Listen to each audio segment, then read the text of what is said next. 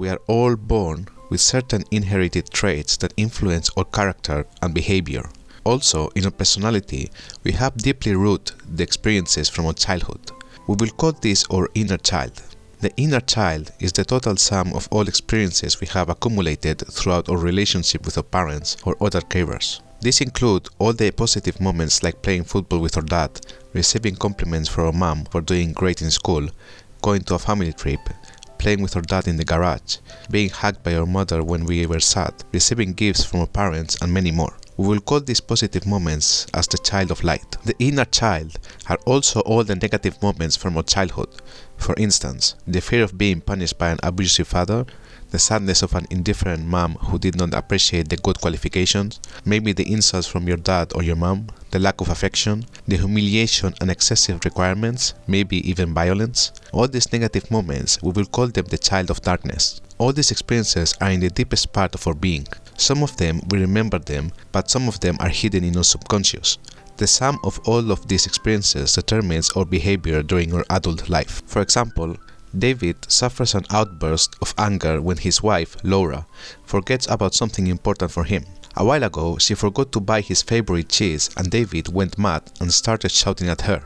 It was a big thing for him. From Laura's perspective, she just forgot to buy the cheese, so she doesn't understand what's the big deal. But she doesn't know that his behavior is defined by his inner child and that he is feeling hurt, abandoned, and forgotten about. This is because his mother didn't take care of his needs seriously when he was a kid. The inner child also controls the behavior of Sarah, which after just getting a simple scolding from her boss, she reacts immediately running away and resigning from her job.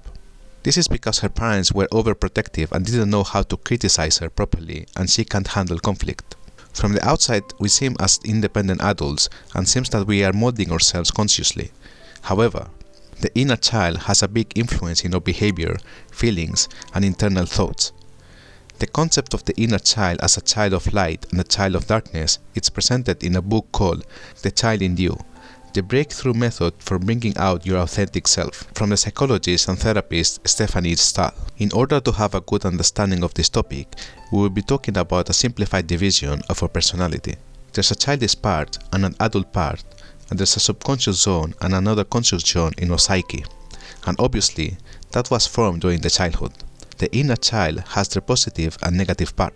With the inner child, there's also the inner adult, which is the conscious and rational part of our psyche, and this includes, for instance, decision-making, action planning, anticipation, or the understanding of situations and context. Therefore, the way that you behave today is the result of the influence of these three: the child of light, the child of darkness, and your inner adult. The child of darkness is developed in each one of us because, of course, there's no perfect parenting or perfect childhood, unfortunately. Even when someone thinks that they had the perfect childhood, I am sure that there was some worries and problems. For instance, the man could be in a bad mood, cold and stressed by the excessive requirements. The father could be behaving indifferent or sad, with little character, and maybe he was not around the house that much. Or it could have been the other way around. A mom that has little character and unable to face a stubborn dad. Maybe in your case, only one of the parents acted with coldness, angry, or somehow not available and the other parent was okay. Because of these behaviors from our parents, there's a possibility that you have experienced negative emotions like sadness, frustration, anger, fear, etc. The bad behavior from your parents and the oppressive emotions have influence in developing your thought patterns. Things like that you are a burden, that you cannot be yourself, that you are not good enough, that there is a problem with yourself, that you make everyone else unhappy. These thought patterns have developed defense strategies against your parents. Some are more defensive, while others are more offensive. Some examples of these defense strategies are introversion, submission, escaping from problems, or avoiding criticism. For the offensive strategies, we have the lust for power or controlling the environment, manipulation games, etc. In your adult life, you probably use some of these strategies in different situations when your self-esteem is hurt, which is what represents the child of darkness. The child of light represents all our positive experiences and emotions, like for example, when you see your mom as someone fun that comforts you and cooks your favorite meals and buys you presents. You can see a father, for example, as a kind person, sensible, that resolves problems and is funny. When you were a kid, you were free, curious, spontaneous, and you had energy. enthusiasm, and happy to live. The good behavior from your parents and the positive emotions that benefit you have a big influence on your thought patterns. For instance, that you can have your own opinion and the rest of the people will listen to you and what you have to say. The child of light is a representation of the healthy self-esteem. Self-esteem is the epicenter of the mind and is the source of all kinds of problems if it's shaken. Now that you are an adult, acknowledge that this chain has been educated somehow and as a result, you have developed certain thought patterns.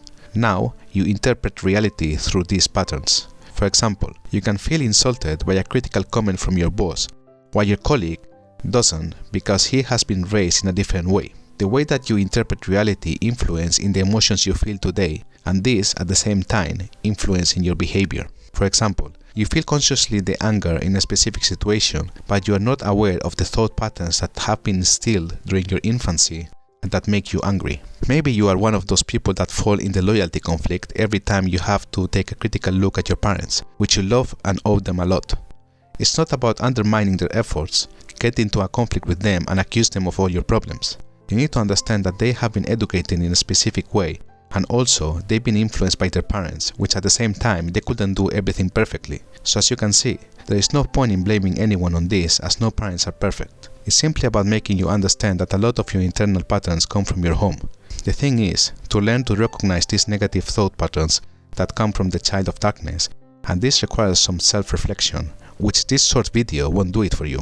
Once you recognize the thought patterns that have been planted during your childhood, then you can work on them, and this requires a lot of exercises that you can find on the book that we are summarizing. These exercises are thought to comfort and take care of your child of darkness, because this cannot be eliminated or forgotten. On the other hand, in order to fortify your child of light and give all the possible power to your rational inner adult, you need to understand that the negative affirmations that have programmed yourself do not define you. They come from the education you received during your childhood. At the end of the day, you must be old enough to take care of yourself and don't depend on your parents, grandparents or teachers. If you like the video, please give a like and subscribe to the channel. Thank you for watching.